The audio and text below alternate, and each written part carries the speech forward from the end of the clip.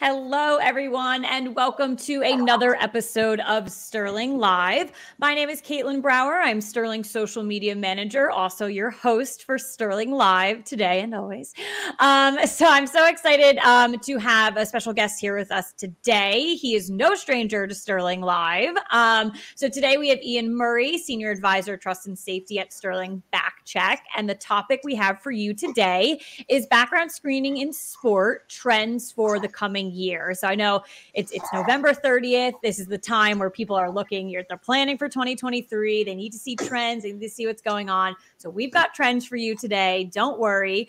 So Iain, thank you so much for joining me today on Sterling Live. Can you go ahead and introduce yourself to our audience? Sure, sounds good. It's great to be back, Caitlin. I feel like an SNL host back for the third or fourth time, so something must be working. Yes. So hey everyone. I'm not often accused of being trendy, but we're here to discuss trends today. And I've been with Sterling for a long time. First started back in 2005, and spend most of my time working with our enterprise customers, chatting about trends we're seeing in the industry across different facets, new services, pitfalls to avoid, new trends that are coming on in droves. So looking forward to being here and chatting about what we're seeing of late, and that would be good to adopt heading into 2023. All right. Well, before we get into it, I want to remind our audience that if you are watching live on Facebook, LinkedIn, or YouTube right now, you can comment, you can ask questions for Iain throughout the episode live. You just have to go into the comment section across all three of these platforms. If you send over questions, I will field them over to Iain as I see fit throughout the episode. So let's get into it. So, Iain, we recently went to the Sport Leadership Conference in Ottawa. So I want to look into, the key takeaways and the trends, from that event. So what are some of the challenges facing sport organizations as it pertains to background screening? Sure. Well, I think it's because of COVID, it's been a good couple of years since there's been a chance to really dig in and refresh. A lot of sports were shut down for a significant period of time. They weren't hosting national or international events where they had hundreds of volunteers, maybe thousands of volunteers coming in. So I think it's really a great time to come at this with a fresh lens. From the conference, a lot of the key takeaways that we'd heard were surrounding the challenges with ID verification, the onset of social media screening. So obviously some things we've talked about in the past, but one of the main points of curiosity was how to make the process easier across the board. So a lot we're asking about integrations with membership management systems and existing pieces of software that they're using today to help keep track of everything. Yeah, so we see that a lot of companies are using these applicant tracking systems and how, trying to integrate them into their background screening process. So with that being said, and what you had just mentioned, can you expand on what you see happening specifically with sport organizations? Sure. So I think they've got a few challenges, right? I mean, depending on where their coaches and their volunteers reside, it may trigger different checks. Many, at least in Canada, have policies that they need to rescreen their coaches and volunteers every year, every 2 or 3 years. And so in the absence of having a nice tool like that they integrate with, it can be a real nightmare to manage your membership. And so, knowing who's moved on, who's due for a check and at what time, that can be made quite difficult. So that's something that I think really helps when you work with a company to manage your membership database. Is you can be on top of all that, and you can automatically, as it pertains to background screening, you can automatically trigger those renewals, see who's coming up on, lapsing with their criminal record check or whatever other screens you might require. So that's one big element, just being on top of your membership, knowing when to trigger those renewals, and then, having them at your fingertips, because as we're learning, there's often different modules. A criminal record check might be one component, social media screening, references, some sort of credential verification, safe sport training. There's a whole host of certificates and credentials that coaches need to share these days. And so it's good to have one central place for all of that. Yeah. So actually, in both of your answers to the first two questions, you brought up social media screening. So I heard that twice. So it clearly that is one of these trends, these hot topics right now. So specifically to sport, with clients, what you heard at the event, kind of what's going on there with social media screening. Yeah, so and I'd love to share some new information that we haven't discussed on previous Sterling Lives. But so some of the takeaways from that show really got into the weeds. It sounds like there's tremendous interest in using that information, but a lot of groups aren't quite sure how to use that information. They know that there might be things out there that are alarming that they need to know about before, especially if you have athletes representing your brand and your country's flag on the world stage. You want to make sure that they're not out there spewing hate or promoting drug use or gambling. A lot of things that are of great concern to the sport community. And so a lot of the questions revolved around that. Not can you do it, but more what is best practice? Like when we get a report back, what would be in it, and what actions can we take from that? I think that was the really key piece. And so we've seen with a few sport organizations that have adopted this over this past year, some interesting questions come up. Like, does it matter if it's user-generated content? So if there's an offensive tweet, does it matter if I posted it or if I just liked it? Is that a compelling difference? Does it matter if it's 1 or 2 tweets or if it's 10 or 50 or 100? Does it suggest there's more of a pattern and there's different action that I can take from that? So I think those are some of the main questions we're getting. I think there's a ton of interest again, but it's just about how you make sense of the report and what actions you can take from it. Yeah, I mean, I don't just know if it's new information, because we talk about social media screening a lot, and those are the questions I feel like we do get most of the time. But the important thing with partnering with someone like Sterling, we do have the answers to a lot of these questions, and as they come in, we can take them and just help your organization understand a little bit more a tool like social media screening and how beneficial it can be for your business. So yeah, for sure. Yeah. Go ahead. No, I was just gonna, bring up too, like alongside, we talked about, a couple big areas. We talked about social screening, applicant tracking systems and that integration. Another area that we talk about a lot, and this is important, coming from, you working with our Canadian clients, what are you hearing with, international screening, again, like from the event, from clients, just current state and what we can expect in the future? Yeah, well, within sport, it's always really interesting because with a large private organization, you often see candidates coming from all corners of the globe. But with sport, with regional popularity across the globe, you might see one sport that sees a lot of coaches coming in from Nordic countries, and others might be more in the Middle East or in Asia. So it's often really interesting as we chat with each of these sports that some are really laser focused on, like if you look at skiing, you're talking Italy, Norway, Sweden, right? Yeah.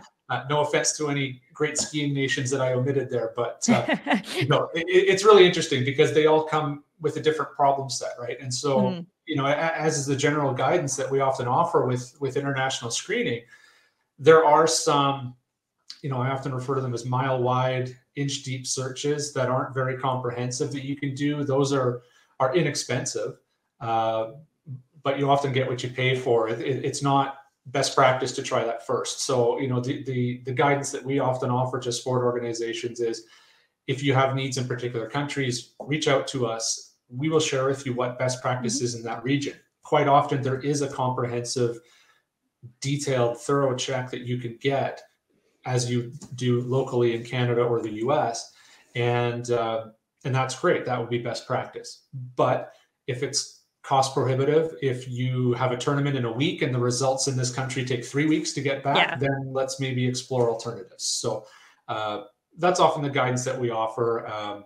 We've often heard stories too, or seen examples where I think organizations need to be cognizant to not apply the policies that they're familiar with in their country to other regions.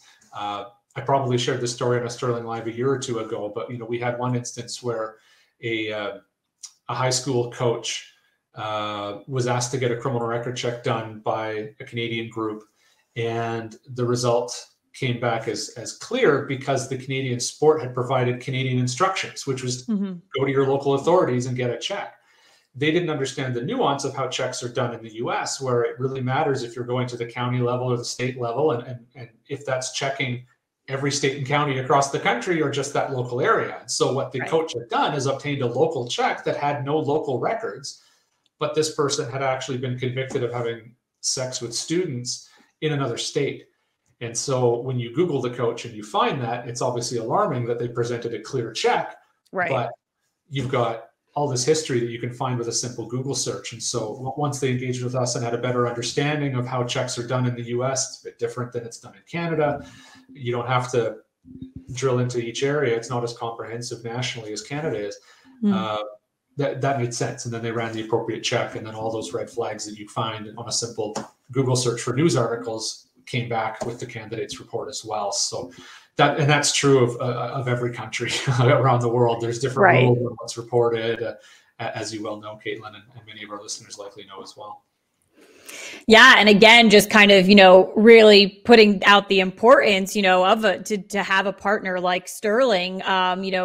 I've even seen, we've published some blogs around the idea of global screening and really going into the details, because like you had just signed off on that, with that answer, that every country is different. There are different rules and regulations everywhere. So you have to make sure that you understand, if you are screening in multiple areas, what are the differences? And someone like Sterling can help you understand those differences for sure. For sure. And one other point that I'd love to mention is a question that comes up frequently, which is how long should an applicant reside in a country before it triggers or warrants screening in that country? That's a good question. And I think, obviously a lot of us were maybe born outside of the country we reside in now, or spent significant time in another country. But I think this is especially true for sport organizations where the subject of the search are high performance coaches. And so, let's pick on my native land here of Canada. If I'm a hockey coach, if I'm really good at my role, I might be sought after to help coach teams in, anywhere in the world. And so I might be spending 6 months or 2 years abroad. And then, this can be tough to keep track of. You want to do a history to figure out where they've worked, where they've lived, and then likely search each of those countries. So anyway, to offer, not that it's a magic bullet, but the most common timeline that we see is if the candidate has spent 6 months outside of the country, it's probably good to run a check in that country as well. It's all about risk management, right? I mean, you can drive yourself crazy if you think, well, I spent a weekend in Vegas. Does it warrant me running an American check on myself as well? I mean, searching every country the person's ever visited is probably, bridge too far. But, that seems to be the most common bar that we see, is if you've been outside of the country in another area for 6 months, add that country to your scan as well. Yeah. And it's a great example too, for this episode, we really are trying to talk around trends for, sport organizations. So I thought that was a great question to bring up that we field a lot. And then also to the example that you brought up, around being, a hockey coach, could be any type of coach, but really specific to, sport. So I think that was a really good way to, those are the questions I had for you to wrap that up there.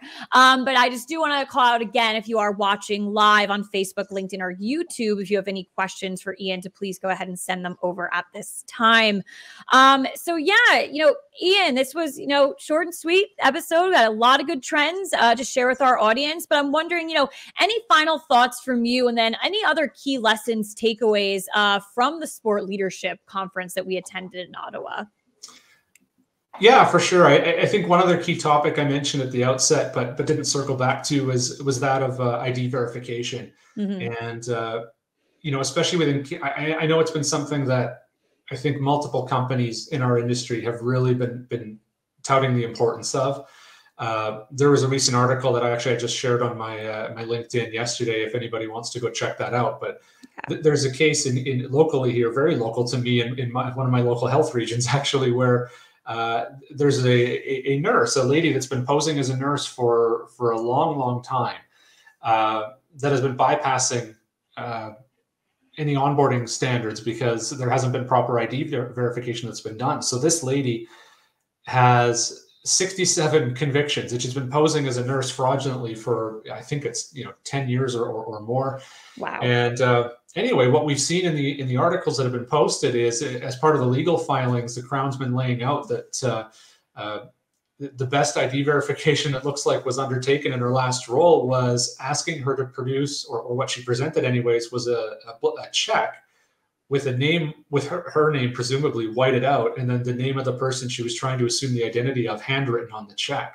Mm-hmm. And so I know anybody listening is perhaps rolling their eyes at that. I hope, because that's just not sufficient for ID verification. So I think this impacts sport a bit as well. We've heard some interesting examples over time where, obviously I won't mention the sport's name. We had a very curious example where they had a volunteer who had no red flags, like was permitted to volunteer, but wound up getting banned from volunteering at future events because they were trying to, I guess, gain access to some private areas and get access to a high-profile athlete.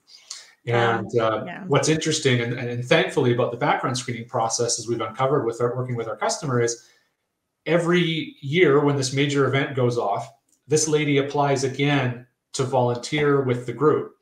And every year she applies with a different email address and a different name. But thankfully, they've got a rigorous ID verification standard in place where all roads lead to having to produce, passport, driver's license, something that gets verified. And so thankfully, she hasn't gone to the level, I guess, of obtaining really high quality fake IDs. So all roads lead back to confirming her identity back to the actual name, which matches with the, her being on this blacklist, right, with that sport. So, it can be really important because we've seen, weekly, as part of my role, I get looped into examples where we see candidates using really high quality fake IDs these days. So those are some of the questions that we've had coming up from sport is, can I trust a driver's license or passport that is handed to me? Obviously 99% of the time, yes, but there's those instances where no, you absolutely should not. And because they're just really high quality fakes. And so using, a biometric type ID verification can just really enhance that and give you confidence that you're screening the right person. And right. Circling that back to that example with that nurse, I mean, I should use air quotes when I say the nurse, but when that when that woman's providing a nursing license that belongs to another woman, they're taking for granted that it belongs to that person. They're not validating that license belongs to that applicant. And so we see that across all industries, but definitely heard some questions about that from sport as well. Yeah. With the example I just gave. Well, definitely a lot here in a short amount of time. We went over a lot, and there's a lot for our audience to look at as we move into 2023. I can't believe I'm saying those words that this year is almost over, but it is. And again, really targeting in on sport organizations on this episode. But I do think, Iain, you made a lot of great points and a lot of key takeaways that other organizations can take as well. I recommend, have discussions. If you're talking to Sterling, keep talking. Talk to people like Iain. He will help you with any questions that you had. I know you said you had posted on LinkedIn. You were just talking about that, so people can go find that for sure. But yeah, I thought, today's episode was really, really awesome. Again, a lot of good takeaways for our audience. So Iain, I want to thank you so much for joining us. I appreciate it. And I want to thank our audience. It was really good to have you guys in again live. And if you're watching on demand as well, it's a little quick 20-minute episode for you to watch on demand. Take some notes here because it was good stuff. But yeah, with that being said, I want to thank everyone again. Thank you, Iain, and I will catch everyone on the next episode of Sterling Live. Thanks, Caitlin.